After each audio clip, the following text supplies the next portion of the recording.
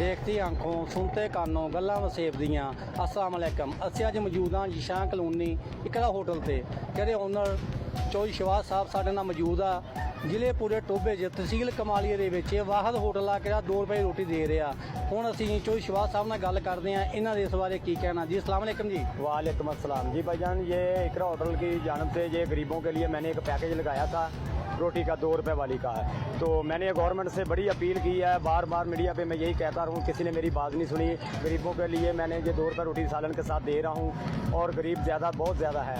अगर हुकूमत पाकिस्तान अच्छा काम कर रही है ना, मरियम नवाज साहब या नवाज शरीफ या शहबाज शरीफ साहब कर रहे हैं, अगर मेरा साथ दे तो मुझे आटा सस्ता दे या मेरे से तावन करें तो मैं आवाम के लिए लाइफ टाइम ये 2 रुपए रोटी वाली ऑफ़र चला सकता हूँ। जी सर जी, इनका कहना है कि हुकूमत अगर थोड़ा या साढ़े नाल तावन करे तो इंशाल्लाह ये काम लाइफ टाइम चलेगा इंशाल्लाह जी।